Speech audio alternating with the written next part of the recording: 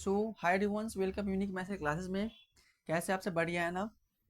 तो उम्मीद है कि आप लोग बहुत अच्छे होंगे, ठीक है ना। चलिए, तो हम लोग को जो आज की क्लास में न्यू टॉपिक यानी कि न्यू टॉपिक में हम लोग क्वेश्चंस करेंगे, जिस टॉपिक का नाम है आपका नर्सिंग प्रोफेशनल इन इंडिया, ठीक है ना। नर्सिंग एप्टीट्यूड का एक टॉपिक है जिसका नाम है नर्सिंग प्रोफेशन इन इंडिया। तो हम लोग इस टॉपिक में आज लगभग 50 क्वेश्चंस जो करेंगे, जो कि आपके एग्जाम के लिए सबसे इंपॉर्टेंट क्वेश्चंस हैं इस चैप्टर से। समझ में आ गया। तो ये 50 क्वेश्चंस मैं आज की क्लास में कवर करूंगा। तो आप सबको पता होगा कि जो मेरा क्लास किन स्टेट के लिए किस चीज़ के लिए है, तो आप सबको ऑलरेडी पता होगा। ये जो क्लास है, आप किसी भी स्टेट का बीएससी प्रिपरेशन कर रहे हैं, यानी कि बीएससी नर्सिंग का प्रिपरेशन कर रहे हैं, चाहे आप यूपी का हो, चाहे आप राजस्थान का हो, चाहे आप बिहार का हो, ठीक है ना। तो हर स्टेट के लिए, हर बच्चों के लिए, आपके जो नर्सिंग का प्रिपरेशन कर रहे हैं जो स्टूडेंट, इनके लिए सबसे बेहतरीन ये क्वेश्चंस हैं इन सभी के लिए, क्योंकि ये क्वेश्चंस यहाँ से आपको क्वेश्चंस डायरेक्ट एग्जाम में देखने को मिलता है, ठीक है ना। तो सबको पता हो, ये जो मेरा क्लास है ये फ्री ऑफ कॉस्ट यानी कि ऑनलाइन टेस्ट सीरीज देता हूँ, यानी कि हर साल मैं आपको free of cost online test series आपको यूट्यूब पे देता हूँ। इसी प्रकार से मैं आप लोगों को बायोलॉजी का भी टेस्ट सीरीज कंप्लीट करा दिया हूँ। तो जो भी बच्चों अभी तक बायोलॉजी का क्लास नहीं लगाए होंगे, तो आप लोग जाइए और मेरे वीडियो में आपको मिल जाएगा बायोलॉजी का कंप्लीट टेस्ट सीरीज, ठीक है ना। हाँ, तो जो भी बच्चों अभी तक न्यू है मेरे चैनल पे, सबसे पहले चैनल को सब्सक्राइब कर लेना और घंटी के निशान को प्रेस करना, क्योंकि कभी कभी मेरा क्लास क्या होता है, टेक्निकल इशू के कारण कभी 9 बजे कभी 8 बजे, ठीक है ना, स्टार्ट होता है। तो इससे क्या होगा कि जब भी मेरा क्लास स्टार्ट होता है तो आपके पास नोटिफिकेशन पहुंच जाएगा। तो इसलिए आप लोग सब्सक्राइब कर लेना और घंटे के निशान को दबा देना, ठीक है ना। हाँ, ये जो आप सबको 100% इंपॉर्टेंट है बच्चों, 100%, इसीलिए मैं बोल रहा हूँ ना, ये 100% आपके एग्जाम के लिए इंपॉर्टेंट है। देखिए, मैं आपको 20 ही क्वेश्चंस कराऊंगा, लेकिन सटीक क्वेश्चंस रहेगा आपके एग्जाम के लिए, यानी कि आपको यहाँ से क्वेश्चंस एग्जाम में देखने को मिलेगा ही मिलेगा, राइट। तो जो मैं कराऊंगा आपके एग्जाम के लिए 100% इंपॉर्टेंट रहने वाला है। तो इसलिए आप लोग को अच्छे से सारा क्वेश्चंस लगाना है, और कहीं पर भी दिक्कत होगा तो मुझे जरूर पूछना आप, राइट। चलिए, तो अपनी क्लास में स्टार्ट करता हूँ। यदि आप लोगों को ये क्वेश्चंस क्लियरिटी नहीं दिख रहा होगा, तो अपने जो आप मोबाइल में देख रहे हो, चाहे आप लैपटॉप में देख रहे होंगे, तो अपनी क्वालिटी को बढ़ा लेना, मोबाइल की क्वालिटी को 480 कर लेना, राइट। चलिए, देखिए फर्स्ट क्वेश्चन है कि वो is known as fond of modern nursing, बताइए, यानी कि आपके वो is known as the founder of modern nursing, यानी कि मॉडर्न नर्सिंग का फाउंडर कौन है, मॉडर्न नर्सिंग का फाउंडर कौन है। फर्स्ट ऑप्शन आपका क्लेरा बार्थून, सेकेंड ऑप्शन आपका फ्लोरेंस नाइटिंगेल, सी ऑप्शन आपका है विरगिना हेडरसन, और डी ऑप्शन आपका है डॉर्थिया ओरियम। तो बताइए कि जो मॉडर्न नर्सिंग का जो फाउंडर है वो कौन है, जल्दी से बताइए इसका आंसर। और देखिए बच्चों, यहाँ पे जो क्वेश्चंस होगा ना, आपको हर स्टेट में क्वेश्चंस पूछा गया है, ठीक है ना। इसका भी पीवाईक्यू आपको इसी में देखने को मिलेगा। तो आपके लिए हर एक क्वेश्चन इंपोर्टेंस है, आपको हर एक क्वेश्चन को अच्छे से पढ़ना है, सोचना है, फिर आपको आंसर देना है। ये नहीं कि क्वेश्चन पढ़ लिए और एबीसी करके लगा रहे हैं, ऐसा नहीं होना चाहिए। क्वेश्चन को समझिए प्रॉपर, ओके, फिर आपको इस क्वेश्चन को दिमाग में बैठाइए कि इसमें क्वेश्चन में कह क्या रहा है, फिर आपको आंसर देना है। ये नहीं कि क्वेश्चन पढ़ लिया और एबीसी कर रहा हूँ, इससे नहीं होने वाला है कुछ। तो बताइए कि जो मॉडर्न नर्सिंग का फाउंडर कौन है। तो आप सबको पता होगा कि जो मॉडर्न नर्सिंग का जो फाउंडर है वो आपका बच्चों कौन है, फ्लोरेंस नाइटिंगेल, ठीक है ना। ये कौन सा है, फ्लोरेंस नाइटिंगेल जो है, ये कौन है, आपके मॉडर्न नर्सिंग का फाउंडर है, राइट। मॉडर्न नर्सिंग का जो फाउंडर है बच्चों, वो आपका फ्लोरेंस नाइटिंगेल है। क्लियर सभी को। चलिए, अगला क्वेश्चन है कि nursing in India is regulated by, यानी कि जो हमारा नर्सिंग है, इंडिया का जो नर्सेस है, ठीक है ना, इंडिया का जो नर्सेस हैं उसको कौन रेगुलेट कर रहा है, बताइए। हमारे इंडिया का जो नर्सेस हैं इसको कौन रेगुलेट करता है। तो फर्स्ट ऑप्शन है कि WHO, यानी कि वर्ल्ड हेल्थ ऑर्गेनाइजेशन, यानी कि WHO रेगुलेट कर रहा है हमारे इंडियन नर्सेस को, या INC यानी कि इंडियन नर्सिंग काउंसिलिंग रेगुलेट कर रहा है हमारे नर्सेस को, या एम्स कर रहा है, या ICMR कर रहे हैं। तो आप सबको पता होगा कि जो हमारे इंडिया में जितना भी नर्सिंग है या नर्सिंग कॉलेज है, ये सबको जो रेगुलेट करने का जो काम कर रहा है वो आपके कैन कौन कर रहा है, बताओ। INC कर रहा है। INC समझ गए ना, INC अप्रूव्ड कॉलेज समझ लें कि जो कॉलेज INC अप्रूव रहता है उसका ज़्यादा मान्यता होता है। आप सब देखे होंगे कि जो कॉलेज INC अप्रूव होता है उसका ज़्यादा मानता होगे, यानी समझ में आ गया। तो जो हमारे इंडिया का जो नर्सिंग, जो हमारे इंडिया का जो नर्सेस है, जो नर्सिंग है, उसको कौन रेगुलेट कर रहा है? तो आईएनसी रेगुलेट कर रहा है। आईएनसी का मतलब क्या होता है? इंडियन नर्सिंग काउंसिलिंग, ठीक है ना, इंडियन नर्सिंग काउंसिलिंग, ठीक है ना। तो आईएनसी का मतलब होता है इंडियन नर्सिंग काउंसिलिंग। अगला क्वेश्चन से आपका कि Indian nursing counselling was establish in, बताइए, यानी कि जो आपका आईएनसी का स्थापना कब हुए थे? बताइए, आईएनसी का स्थापना कब हुए थे? इंडियन नर्सिंग जो काउंसिल है उसका स्थापना कब हुआ था? बताइए कब हुआ था बच्चों। क्या हम बोल सकते हैं कि इसका स्थापना 1947 में हुआ था, या 1949 में हुआ था, या 1952 में हुआ था, या 1960 में हुआ था? तो देखिए बच्चों, जो आईएनसी का जो स्थापना हुआ था, जो हमारा इंडियन नर्सिंग काउंसिलिंग का जो स्टैब्लिश हुआ था, ये आपको 1949 में हुआ था, राइट। ये क्वेश्चन पूछा गया है आपका सीनेट एग्जाम में। ये आपके सीनेट में पूछा गया है कि इंडियन नर्सिंग काउंसिलिंग का स्टैब्लिश कब हुआ था। तो आपका कब हुआ था बताएं? यानी कि 1949 ईस्वी में हमारा इंडियन नर्सिंग आईएनसी का स्थापना हो गया था। क्लियर सभी को? हाँ। तो इसी प्रकार आपको हर एक क्वेश्चन को समझना है, और जैसे मैं क्वेश्चन दे रहा हूँ ना आपको, बस आपको क्वेश्चन लगाइए और डेली लगाइए। जो मैं आपको क्वेश्चन दे रहा हूँ उसको आपको डेली लगाना है, और मेरा गारंटी है आपको 100% कि आपको सिलेक्शन हो जाएगा, ठीक है ना। मैं भी एक नर्स हूँ, मैं भी एक एग्जाम क्वालिफाई करके मैं भी एक नर्स बना हूँ सीनियर, ठीक है ना। हाँ, तो आप सब समझ गए होंगे किस टाइप का क्वेश्चन मैं करवा रहा हूँ। अगला क्वेश्चन से आपका कि the head quarter of Indian nursing counselling is in, बताइए, यानी कि जो आईएनसी का जो हेड क्वार्टर है, आईएनसी का जो हेड क्वार्टर है वो कहाँ पे? बताइए, आईएनसी का हेड क्वार्टर कहाँ पे है? तो आईएनसी का हेड क्वार्टर आपका मुंबई में है, या चाइना में है, या न्यू दिल्ली में है, या कोलकाता में है? बताइए कि जो आईएनसी का जो इंडियन नर्सिंग काउंसिल का जो हेड क्वार्टर है वो कहाँ पे है? तो सबको पता होगा कि जो हमारे इंडियन नर्सिंग काउंसिल का यानी कि जो आईएनसी का जो हेड क्वार्टर है वो दिल्ली में है। कहाँ पे है? न्यू दिल्ली में आईएनसी का हेड क्वार्टर है, ठीक है ना।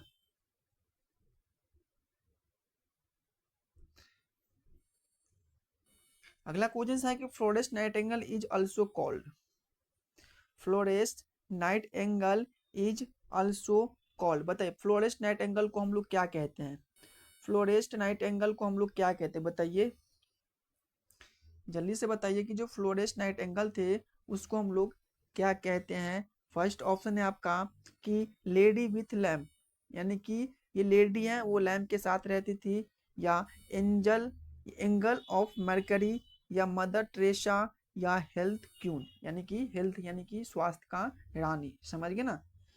तो आप सबको पता होगा कि जो फ्लोरेस्ट नाइटिंगेल थे जो थे, ठीक है ना, वो क्या कर रही थी? यानी कि वो अपने हाथ में लैंप लेकर के रातों में जो भी सैनिक थे उसको क्या करते थे? केयर प्रोवाइड कर रहे थे, ठीक है ना। तो फ्लोरेस्ट नाइटिंगेल को हम लोग लेडी विथ लैम्प के नाम से भी जानते हैं। ये भी क्वेश्चन आपको पूछा गया, ये भी आपका पीवाईक्यू क्वेश्चन है। यानी कि फ्लोरेस्ट नाइटिंगेल को हम किस नाम से जानते हैं? तो लेडी विथ लैम्प के नाम से जानते हैं। क्लियर सभी को?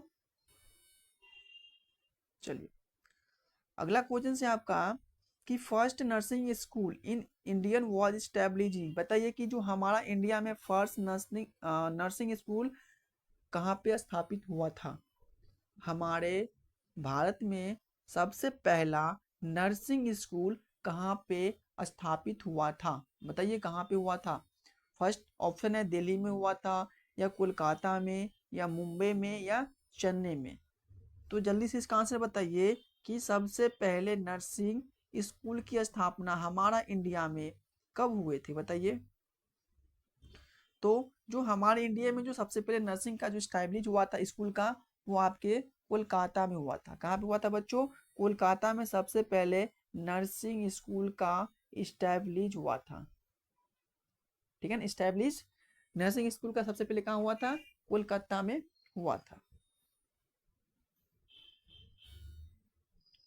चलिए, अगला क्वेश्चन है आपका कि आईएनसी एक्ट वाज पासेज इन, बताइए, यानी कि जो आईएनसी का जो एक्ट थे वो कब पास हुआ था?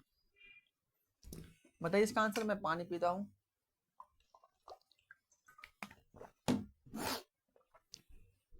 बताइए कि जो आईएनसी का जो एक्ट थे वो कब पास हुए थे, बताइए जल्दी से बच्चों। बहुत इजी क्वेश्चन हैं। आईएनसी का एक्ट कब पास हुए थे? 1947 में या 1948 में या 1949 में या 1950 में? तो जो आईएनसी का जो एक्ट थे ना, वो आपको जो पासेस हुए थे ना, वो आपके 1949 ईस्वी में आईएनसी का एक्ट पासेस हुआ था। यानी कि आईएनसी का स्टैब्लिश कब हुआ था? 1949 में। और कब पास हुआ था? तो वही जब एक्ट पास होगा तभी तो इसका स्टैब्लिश हुआ था ना। तो 1949 में आईएनसी का एक्ट क्या हुआ था आपका? पास हुआ था। ठीक है, इसका आंसर क्या हो जाएगा? तो C will be the right answer. देखिए बच्चों, यहाँ पे क्या है कि सबसे पहले एक बड़ी बात यह है कि मैं आपको ये free of cost test series देता हूँ और कोई देता नहीं है। ठीक है ना। तो आप सबको लग रहा होगा ना कि यहाँ पे कोजेस लगा रहा हूँ, आएगा कि नहीं आएगा। तो ये सबसे पहले कंफ्यूजन आप दूर कर लीजिए। यहाँ पे कुछ बोल रहा है बच्चों, तो इस कोज आपने माइंड का सबसे पहले माइंड को क्लियर रखो। और जो मैं बोल रहा हूँ ना, और जो मैं कोजेंस आपको दे रहा हूँ ना, वो आपको 100% कोजेंस आपके एग्जाम के लिए इंपॉर्टेंट है। ऐसे नहीं मैं बोल रहा हूँ 100%। ठीक है ना। तो सबसे पहले माइंड को क्लियर रखो। आप खुद माइंड को गंदा कर लोगे, बोलोगे नहीं मुझे क्वेश्चंस भाई कर रहा हूँ। भाई क्वेश्चंस तो यही रहेगा ना, टॉपिक चेंज नहीं हो जाएगा ना। टॉपिक यही है, क्वेश्चंस ये तो नहीं कि यहाँ पे फिजिक्स का क्वेश्चंस यहाँ पे नर्सिंग के जगह में, यानी कि नर्सिंग इंडियन प्रोफेशन में घसीट देगा। तो एक सिस्टमेटिक ही चलेगा ना, जिसका जो टॉपिक है उसके अकॉर्डिंग क्वेश्चंस देखने को मिलेगा आपको। तो जो मैं करा रहा हूँ वो आप कर लीजिए। और पहली बात यह है कि कोई आपकी फ्री ऑफ कॉस्ट टेस्ट नहीं देगा, राइट। और दूसरी बात क्या है कि आप कोई भी प्लेटफॉर्म से यदि आप टेस्ट सीरीज ज्वाइन करते हैं तो वहाँ पे आपको 500 रुपया कोई लेता है, किसी का चार्ज 1000 रुपया है, किसी का चार्ज 2000 रुपया। मैंने 2025 की बात करूँ तो एक जो प्लेटफॉर्म थी इसका जो टेस्ट सीरीज का चार्ज था 3000 रुपया था। ठीक है ना। तो मुझे एक बच्चों ने कमेंट किया था कि सर यहाँ पे 3000 चार्ज ले रहा है, मेरे पास इतना पैसा मैं कैसे अफोर्ड कर पाऊंगा। तो मैंने आपको 25 में ही मैंने अपना free of cost test launch कर दिया था, जो कि यूपी सीनेट एग्जाम के लिए। आप लोग ने देखे होंगे, यदि आप लोग नहीं देंगे तो अच्छी बात है, और देखे होंगे भी तो फिर भी अच्छी बात है। ठीक है ना। हाँ, तो मैं आपको 25 में एक टेस्ट दिया था, देखिए आपका सीनेट का बायोलॉजी का, जिसमें आपका भी इसमें क्या था 20, यानी कि बायोलॉजी का क्वेश्चन आपको मिला था। ठीक है ना। एग्जाम में आपको 20 क्वेश्चन मेरे स्टेशनरी से 25 का बात कर रहा हूँ आपको बायोलॉजी में आए थे। ठीक है ना। तो सबसे पहले अपना कन्फ्यूजन दूर कर लो। ठीक है ना। हाँ, और जो मैं क्वेश्चंस आपको दे रहा हूँ ना, आपको लगा लेना है। और यदि देखो थोड़ा सा दिमाग लगाओ, क्वेश्चंस कहाँ से आएगा? उड़ के आएगा क्या हवा से? यही क्वेश्चन रहेगा ना। हाँ यार, चलिए देखिए नेक्स्ट क्वेश्चन आपका कि minimum qualifications for GNM course. कह रहा है कि जब जीएनएम कोर्स के लिए मिनिमम क्वालिफिकेशंस क्या होना चाहिए? जीएनएम कोर्स के लिए मिनिमम क्वालिफिकेशंस कितना होना चाहिए? 10th पास, 12th पास, ग्रेजुएट या पोस्ट ग्रेजुएट? बताइए जल्दी से बताइए कि यदि आप सब में से ऐसा कोई बच्चा होगा जो जीएनएम करेगा, जो एएनएम करेगा, जो बीएससी नर्सिंग करेंगे, वो कुछ बच्चों पोस्ट बीएससी नर्सिंग भी करेंगे। ठीक है ना। तो पोस्ट बीएससी नर्सिंग तब होगा जब आपका बीएससी नर्सिंग कंप्लीट होने के बाद, जब कोई बच्चा एएनएम जीएनएम करता है ना, तो वो पोस्ट बीएससी नर्सिंग करता है, राइट। तो बताइए कि जो मिनिमम क्वालिफिकेशन जो जीएनएम कोर्स का कितना, बताइए आपका क्वालिफिकेशन कितना रहेगा तब आप जीएनएम में एडमिशन ले सकते हैं, ये कह रहा है इस क्वेश्चन में। तो सबको पता होगा कि आपके 12th पास क्या होना चाहिए बच्चों? 12th पास होना चाहिए। यदि आप लोग 12th पास हैं तो आप जीएनएम कोर्स के लिए अवेलेबल हैं। ठीक है ना। एएनएम के लिए अवेलेबल है, और बीएससी नर्सिंग के लिए भी आप अवेलेबल हैं। समझ में आ गया? तो यदि आप सब में से 12th पास जो भी बच्चों अभी प्रिपरेशन कर रहे होंगे तो बताने की कोई जरूरत ही नहीं है, सबको पता होगा। ठीक है ना। तो जो जीएनएम कोर्स की जो क्वालिफिकेशन है ना, वो आपके 12th पास है। अगला क्वेश्चन है आपका कि ड्यूरेशन ऑफ बीएससी नर्सिंग बताइए, यानी कि बीएससी नर्सिंग कोर्स की कितने साल की अवधि होती है, यानी कि जो बीएससी नर्सिंग का जो कोर्स है उसका ड्यूरेशन कितना होता है? बीएससी नर्सिंग कोर्स का ड्यूरेशन कितना होता है? 2 ईयर्स, 3 ईयर्स, 4 ईयर्स या 5 ईयर्स? तो सबको पता होगा, एक ये बीएससी नर्सिंग एक ग्रेजुएटेड कोर्स होता है, अंडर ग्रेजुएट कोर्स है, जो कि आपके ये 4 साल का कोर्स होता है। ठीक है ना। बीएससी नर्सिंग कितने साल का कोर्स है बच्चों? तो बीएससी नर्सिंग 4 साल का कोर्स होता है। ठीक है ना।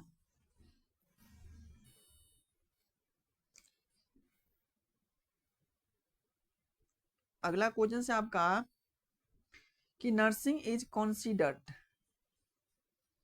बताइए नर्सिंग इज कंसीडर्ड, नर्सिंग क्या कंसीडर कर रहा है, नर्सिंग क्या है बताइए, नर्सिंग क्या है, नर्सिंग एक बिजनेस है, नर्सिंग एक बिजनेस है या प्रोफेशन है या हॉबी है या ट्रेड है। तो सबको पता होगा कि नर्सिंग जो कोर्स कर रहे हैं वो एक प्रोफेशन कोर्स होता है, क्या होता है कि नर्सिंग एक प्रोफेशन है, ठीक है ना। तो nursing is considered profession, right, क्या हो जाएगा प्रोफेशन। अगला क्वेश्चन है code of ethics for nurse is given by, बताइए code of ethics for nurses is given by, बताइए क्या कोड है इथिक्स का जो नर्स बताता है या नर्सेस को दिया जाता है, बताइए कौन सा कोड है।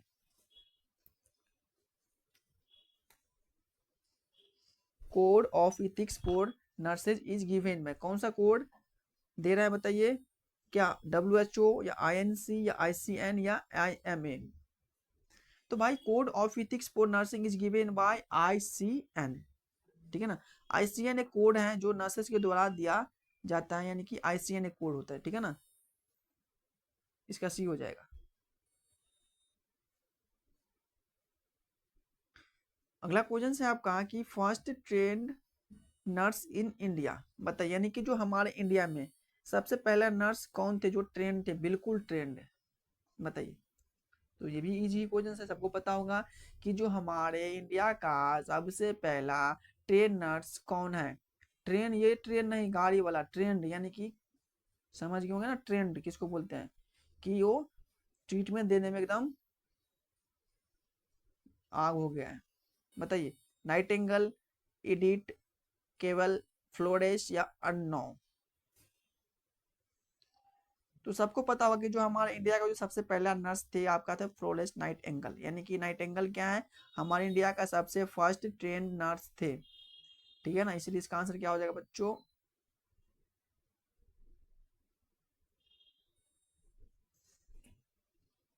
ए will be the right answer. इस क्वेश्चन में नाइटिंगेल ही होगा ना। एक काम करना, इस क्वेश्चन को आपको एक बार देख लेना है, ठीक है ना, ठीक है ना। इसमें हमें कंफ्यूजन लग रहा है अननो में, ठीक है ना। तो इस क्वेश्चन को आप लोग एक बार देख लेना है, वैसे मैं बोल नहीं सकता हूँ बट होगा तो नाइटिंगेल, लेकिन इस क्वेश्चन को आपको एक बार देखना है, यानी कि अपना गूगल पे सर्च मारना है कि जो first train nurse but Nightingale ही है भाई, ठीक है ना। तो देखना है कि फर्स्ट ट्रेन नर्स कौन थे, नाइटिंगेल या अन्नो, तो नाइटिंगेल ही है, चलिए नाइटिंगेल है।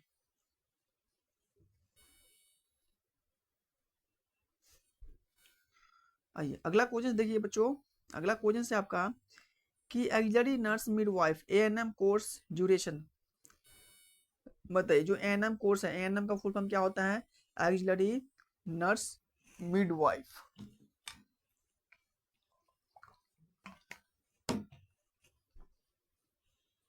बताइए इसका अवधि कितना है, ANM कोर्स की ड्यूरेशन कितने ईयर्स है, बताइए 1 ईयर्स, 2 ईयर्स, 3 ईयर्स या 6 मंथ।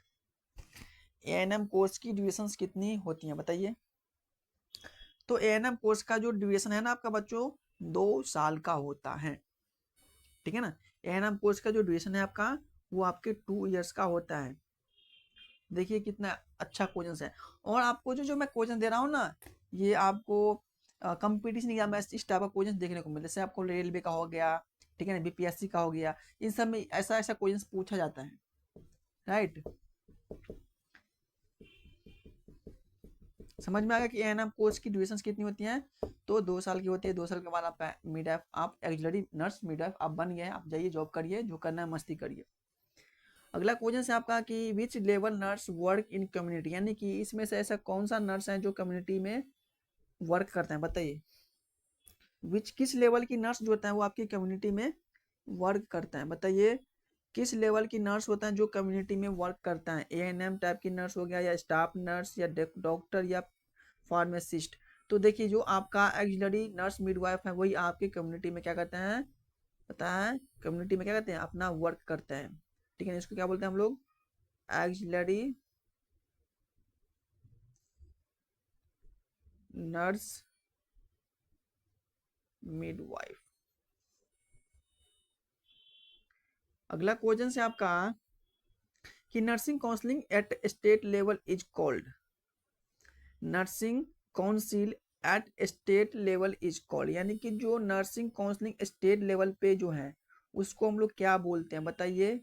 नर्सिंग काउंसलिंग जो स्टेट लेवल पे होता है उसको हम लोग क्या बोलते हैं? क्या स्टेट नर्सिंग काउंसलिंग बोलते हैं, या मेडिकल काउंसिल बोलते हैं, या हेल्थ काउंसिल बोलते हैं, या सेंट्रल काउंसिल बोलते हैं? तो बताइए कि जो नर्सिंग काउंसिल है जो स्टेट लेवल पे होती है उसको हम लोग क्या बोलते हैं? तो सबको पता होगा कि जो जिस स्टेट का होगा, यानी कि स्टेट नर्सिंग काउंसलिंग, भाई स्टेट लेवल पे होगा तो स्टेट ही बोलेंगे ना, तो स्टेट नर्सिंग काउंसलिंग बोलते हैं, यानी कि जो नर्सिंग काउंसलिंग स्टेट लेवल पे होता है ना उसको बोलते हैं लोग स्टेट नर्सिंग काउंसिल बोलते हैं। समझ में आ गया ना सबको? चलिए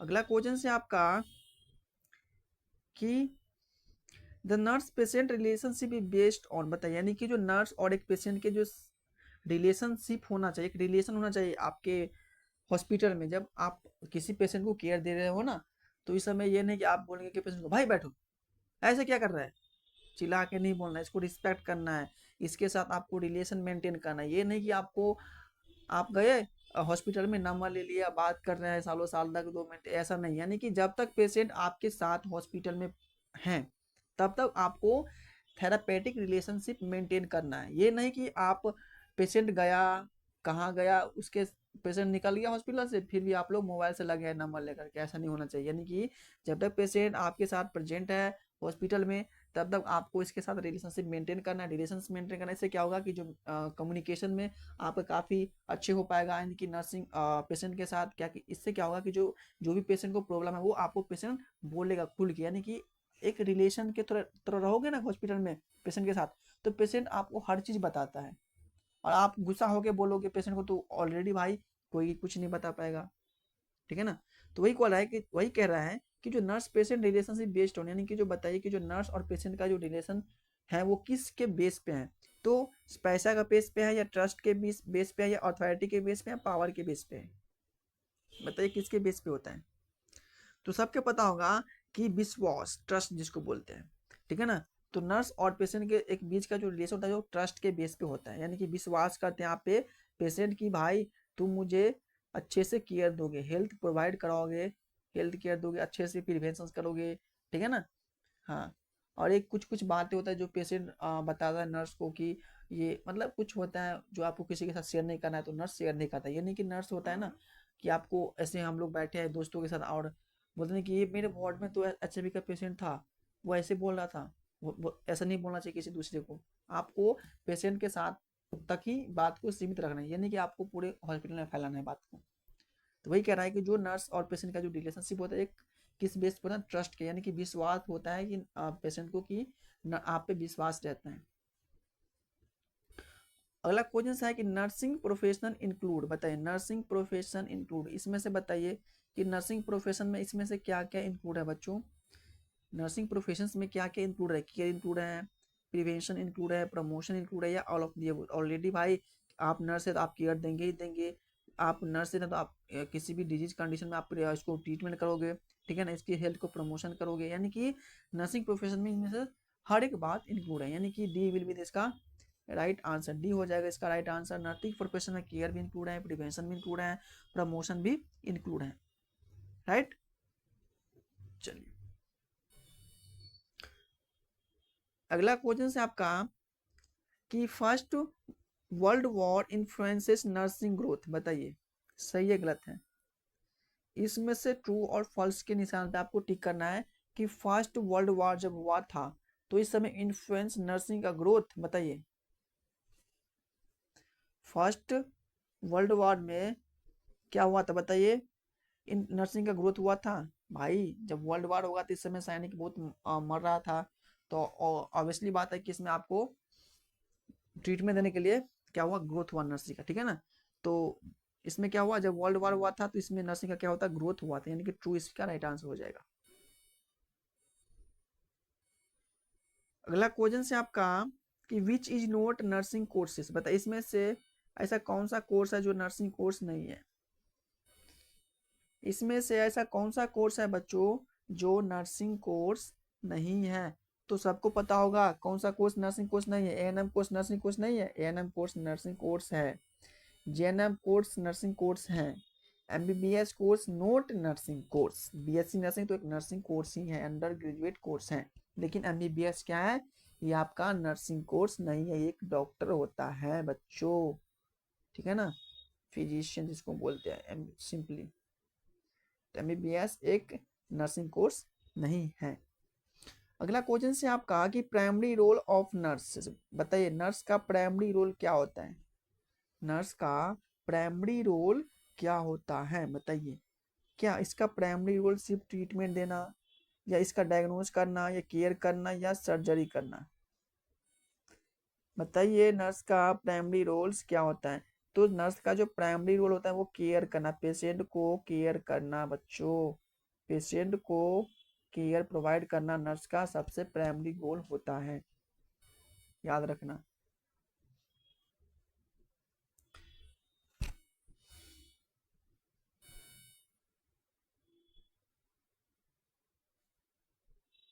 अगला क्वेश्चन से आपका कि मेडिकल कॉलेज क्या हुआ, क्वेश्चन कहाँ गया इसका, ये रहा, एक मिनट रुक जाओ, बताइए आईएनसी कंट्रोल, बताइए आईएनसी किसको कंट्रोल कर रहा है, बताइए बच्चों आईएनसी इंडियन नर्सिंग काउंसिलिंग जो है वो किसको कंट्रोल कर रहा है, मेडिकल कॉलेज को, नर्सिंग एजुकेशन को, या इंजीनियरिंग को, या फार्मेसी को। तो भाई इंजीनियरिंग इसमें सबसे पहले आएगा नहीं, सबसे पहले गलत ऑप्शन है, ठीक है ना। बताइए कि जो आईएनसी जो होता है वो किसको कंट्रोल करता है। तो सबको पता होगा बच्चों जो आईएनसी होता है ना वो आपका नर्सिंग एजुकेशन, यानी कि जो आपके नर्सिंग का जो एजुकेशन होता है उसको कंट्रोल करने का जो काम कर रहा है बच्चों वो आपके आईएनसी कर रहा है। इसके आंसर हो जाएगा B will be the right answer. अगला क्वेश्चन से आपका कि नर्सिंग क्या है बताइए, नर्सिंग एक क्या है, नर्सिंग एक साइंस है, नर्सिंग एक आर्ट है, या इनमें से साइंस आर्ट दोनों है, इनमें से कोई नहीं है, बताइए नर्सिंग क्या है। तो नर्सिंग क्या है, नर्सिंग एक साइंस भी है और एक नर्सिंग भी आर्ट भी है, ठीक है ना। तो हम इसको साइंस भी बोल सकते हैं और इसको हम लोग आर्ट भी बोल सकते हैं, तो यानी कि डी आपका राइट आंसर, सॉरी सी आपका राइट आंसर, डी तो नहीं है। अगला क्वेश्चन से आपका कि ethical principle do no harm, ethical principle do not harm, बताइए ethical principle do not harm, autonomy, या बेनिफिस, नन मालफेंस, फिनसेंस, या justice. Ethical principle do not harm, ethical principle do not harm and non maleficence, क्या हो जाएगा, none मैलेफिसेंस, clear. चलिए ये कितना बड़ा है भाई, कोई नहीं। अगला क्वेश्चन आपका registration of nurse is done by, registration of nurse is done by, यानी कि जो नर्सिंग का जो रजिस्ट्रेशन होता है वो किसके थ्रू डन हो जाता है, आईएनसी के थ्रू, या स्टेट नर्सिंग काउंसलिंग जिसको बोलते हैं स्टेट, यानी कि जो जिसका अपना स्टेट डेवलप होता है, या वर्ल्ड हेल्थ ऑर्गेनाइजेशन, या हॉस्पिटल। तो बताइए कि जो नर्सिंग का जो रजिस्ट्रेशन होता है वो कब कंप्लीट होता है या किसके द्वारा कंप्लीट किया जाता है। तो बच्चों सबको पता होगा कि जो जिस भी स्टेट का अपना अपना एक क्राइटेरिया होता है, जो स्टेट नर्सिंग काउंसलिंग यानी कि आईएनसी स्टेट नर्सिंग काउंसलिंग जिसको बोलते हैं हम लोग, ठीक है ना। तो जो नर्सिंग काउंसलिंग का जो प्रक्रिया डन होता है ना उसका स्टेट नर्सिंग काउंसलिंग के थ्रू होता है, ठीक है ना। राइट क्या हो जाएगा, बी आपका राइट आंसर। तो देखिए बच्चों जो आपका 50 क्वेश्चन जो अभी मैं कराया हूँ ना वो सब इसमें से आपका 10 PYQ क्वेश्चन था, ठीक है ना। तो उम्मीद रहेगा कि जो आप 25 क्वेश्चन अभी कंप्लीट किए हैं, 25 क्वेश्चन जो आप कंप्लीट किया है उसको आपको याद कर लेना, यानी कि याद कर लेना है, ठीक है। हिंदी में लिख देता हूँ, याद कर लेना है, याद कर लेना है। 100% यहाँ से क्वेश्चन देखने को मिलेगा। अब आया आपको मैं इसमें आंसर साथ ही, इसमें आंसर साथ ही मैं क्वेश्चन में दे दिया हूँ, ठीक है ना, जो कि वन शॉट क्वेश्चन यहाँ पे देखने को मिलेगा। फर्स्ट क्वेश्चन इसमें देखो, कह रहा है कि एएनएम मेनली वर्क इन, मैंने क्वेश्चन में दिया था कि जो एएनएम होता है ना वो मेनली कहाँ वर्क कर रहा है, बताइए। एएनएम मेनली कहाँ वर्क करता है? तो मैंने आपको बताया था कि जो एएनएम जो मेनली वर्क कर रहा है वो आपका कम्युनिटी में वर्क करता है, ठीक है ना। अगला क्या करना है कि बीएससी नर्सिंग इलिजिबिलिटी, ये भी कोई इसमें कंप्लीट किया है कि जो बीएससी नर्सिंग का सॉरी एएनएम को मैंने बात किया था ना, इसमें दिया बीएससी नर्सिंग। तो भाई बीएससी नर्सिंग कब करने के लिए हम एलिजिबल रहेंगे? जब आप ट्वेल्थ पास हो, वो भी विथ साइंस के साथ, ठीक है ना। तो साइंस के साथ आप ट्वेल्थ पास हो तो आप नर्सिंग करने के लिए एलिजिबल हो, ठीक है ना। अगला क्वेश्चन देखिए, अगला क्वेश्चन है बच्चों आपका कि नर्सिंग फोकसेस ऑन, बताइए। नर्सिंग जो फोकसेस करता है ना वो आपका होलिस्टिक केयर पे सबसे पहले फोकस करता है, ठीक है ना। नर्सिंग का जो फोकस जो ऑन हमेशा रहता है वो आपको होलिस्टिक केयर पे इसका ऑन रहता है। अगला है कि nursing educator teacher in the college, nursing educator in college. ICU nurse work in critical care unit, यानी कि जो आईसीयू का जो नर्स होता है ना वो किसको, आप सबको पता कि जो आईसीयू में जो नर्स ड्यूटी करता है वो क्रिटिकल, यानी कि आईसीयू में सब तो नहीं जा पाए भाई, जो जिस पेशेंट का कंडीशंस काफी ज्यादा क्रिटिकल है उसी को तो हम आईसीयू में रेफर करते हैं ना। तो आईसीयू में जो नर्स वर्क करता है ना वो क्रिटिकल केयर यूनिट होता है। आईसीयू एक क्रिटिकल केयर यूनिट होता है, ठीक है ना। तो आईसीयू में जो भी नर्स होता है वो सब ट्रेन नर्स होता है, ट्रेन रहता है हमेशा। अगला क्वेश्चन देखिए कि nursing profession required skill plus knowledge, यानी कि नर्सिंग प्रोफेशन होता है ना उसमें आपको क्या क्या रिक्वायर होना चाहिए? स्किल होना चाहिए और आपको नॉलेज होना चाहिए। समझ में आ गया? नर्सिंग प्रोफेशन एक जो प्रोफेशन है इसके लिए क्या क्या रिक्वायर होना चाहिए? आपको एक स्किल, यानी कि आपको स्किल आना चाहिए, ठीक है ना। इसके साथ आपको नॉलेज होना चाहिए हर चीज़ के बारे में। अगला है कि मिड वाइफ डील विथ, यानी कि जो मिड वाइफ होता है जिसको बोलते हैं, ठीक है ना, जो एएनएम जिसको हम बोले थे, ठीक है ना। तो जो मिड वाइफ होते हैं वो आपकी प्रेगनेंसी को डील करते हैं काफ़ी ज़्यादा। ये भी क्वेश्चन है, ये शॉर्ट क्वेश्चन है, मैंने इसको इसलिए इसमें शॉर्ट कर दिया हूँ कि आपको याद करने में सही रहेगा, ठीक है ना। अगला देखिए, अगला है कि आपका आईएनसी सेट। आईएनसी सेट क्या होता है? आपका स्टैंडर्ड होता है और इसमें से आपका कौन कौन सा क्वेश्चन पूछा गया मैं आपको भी पीवाईक्यू लगा दूंगा, ठीक है ना। Nursing manager role, nursing manager का रोल क्या होता है? वो एडमिनिस्ट्रेशन करता है, एडमिनिस्ट्रेशन। अगला है आपका कि first aid is, first aid क्या है बताइए? फर्स्ट एड क्या है? जो इमीडिएट केयर देता है, किसी भी पेशेंट को हम इमीडिएट केयर देना है इसको बोलते हैं फर्स्ट एड, यानी कि तुरंत। जरूरी नहीं है कि आपके पास इक्विपमेंट होना चाहिए, आप फर्स्ट एड अपना फिजिकल हाथ का यूज कर सकते हो कोई भी चीज़ से। प्रोफेशनलिज्म इंक्लूडिंग एथिक्स, मैंने ये क्वेश्चन भी करा अभी। Nurse must be maintain confidently, यानी हाँ नर्स के सबसे पहले क्या होना चाहिए? कॉन्फिडेंट होना चाहिए बच्चों। नर्स क्या होता है? मस्ट अपना जो मेंटेन करता है कॉन्फिडेंटली मेंटेन करता है। हेल्थ प्रमोशन इंक्लूडिंग, सबसे बात क्या है बड़ा इसमें, हेल्थ प्रमोशन में जो इंक्लूड होता है आपका एजुकेशन सबसे मोस्ट इंपॉर्टेंट है, ठीक है ना। डिजीज प्रिवेंशन वैक्सीनेशन, आपको पता होगा कि डिजीज को हम लोग कैसे प्रिवेंट कर पाएंगे? तो वैक्सीनेशन के थ्रू हम किसी भी प्रकार के डिजीज को प्रिवेंशन कर पाएंगे। बट कुछ ऐसा डिजीज का अभी तक वैक्सीनेशन बना ही नहीं है, जैसे कोरोना हो गया, एचआईवी हो गया, ये सब का, ठीक है ना। अगला क्वेश्चन है आपका कि patient right include, patient right include क्या है बताइए? पेशेंट में राइट सबसे अच्छी बात पेशेंट में क्या होनी चाहिए? तो रिस्पेक्ट होना चाहिए। आप पेशेंट हो, आपको रिस्पेक्ट करना जरूरी बात है। आपको मतलब आप जो पेशेंट है ना तो आप रिस्पेक्ट करोगे तभी तो आप रिस्पेक्ट मिलोगे ना। बट ऐसा मेडिकल में नहीं है, मेडिकल में पेशेंट चिल्लाएगा भी तो नर्स को रिस्पेक्ट करना है, और जैसे नर्स भाग जाओगे तो भाई पेशेंट भाग ही जाएगा। अगला क्वेश्चन देखो, अगला है आपका कि nursing care is, nursing care continue, nursing care कभी बंद नहीं होने वाला है, कंटिन्यू चलता ही रहेगा। एविडेंस बेस्ड प्रैक्टिस यूज, यानी कि रिसर्च, आपको पता होगा रिसर्च होता है, ठीक है। नर्सिंग डॉक्यूमेंटेशन लीगल रिकॉर्ड, यानी कि आपके नर्सिंग डॉक्यूमेंटेशन में क्या होना चाहिए? आपको लीगल रिकॉर्ड होना चाहिए, जितना भी आप पेशेंट को केयर दे रहे हैं जिस टाइम पे, ठीक है ना, उसके अकॉर्डिंग आपको रिकॉर्ड सब सेव करके रखना है। Ward sister supervisors nurses nurse patient ratio quality care of factor, यानी कि आप नर्स है तो आप क्वालिटी केयर दे रहे हैं तो उसके अकॉर्डिंग आपका पेशेंट का रेशियो रहेगा, ठीक है ना। कम्युनिटी हेल्थ नर्स क्या होता है? पब्लिक हेल्थ में, जो कम्युनिटी हेल्थ का जो नर्स होता है वो आपका पब्लिक हेल्थ में वर्क करता है। आईसीयू फुल फॉर्म, आईसीयू का फुल फॉर्म क्या होता है बताइए? तो बच्चों आईसीयू का जो फुल फॉर्म होता है आपका इंटेंसिव केयर यूनिट, और ये भी पीवाईक्यू के है, मैं भी लगा दूंगा कौन कौन से पूछा गया, ठीक है ना। अगला है आपका कि ओपीडी फुल फॉर्म, ओपीडी का फुल फॉर्म क्या होता है? आउट पेशेंट डिपार्टमेंट, ओपीडी में क्या होता है, आउट पेशेंट डिपार्टमेंट, जो पेशेंट आ रहे हैं उसको हम लोग ओपीडी में सीधा जाते जाते हैं, वहाँ पे अपना जो भी डिपार्टमेंट में उसको रेफर करते हैं, ठीक है ना। ओपीडी में क्या होता है, ओपीडी का जो फुल फॉर्म होता है आपका आउट पेशेंट डिपार्टमेंट, ठीक है ना। आउटपुट में बार बार बोल रहा हूँ। एथिक्स डील्स विथ, यानी कि एथिक्स क्या डील्स कर रहा है, एथिक्स क्या डील करते हैं, राइट एंड रॉन्ग, यानी कि एथिक्स का जो काम होता है वो क्या राइट है क्या रॉन्ग है उसको डील करने के लिए रिस्पॉन्सिबल होता है। नर्सिंग पेशेंट सेंटर ट्रू, यानी कि नर्सिंग इज पेशेंट सेंटर, यानी कि एक नर्स को पेशेंट को जो भी बातें बताना है यानी कि ट्रू होना चाहिए, ठीक है ना, राइट होना चाहिए, ट्रू।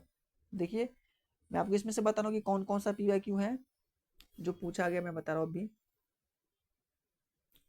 ठीक है ना।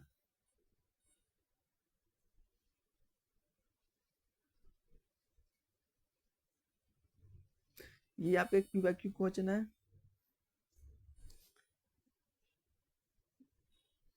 ठीक है ना।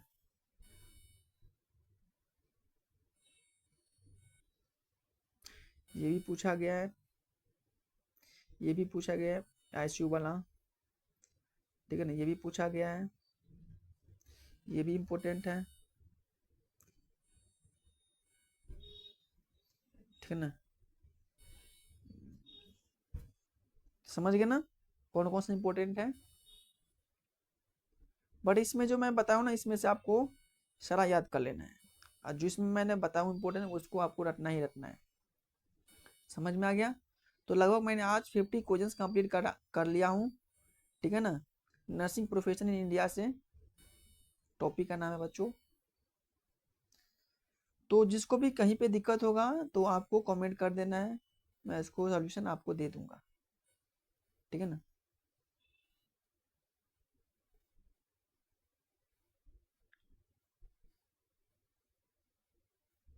ये आपकी बैच, क्योंकि यहाँ पे मैं फ्री ऑफ कॉस्ट हर साल बच्चे को टेस्ट देता हूँ जो बच्चों फीस के लिए अफोर्ड नहीं हो पाते हैं किसी दूसरे प्लेटफॉर्म पे, ठीक है ना।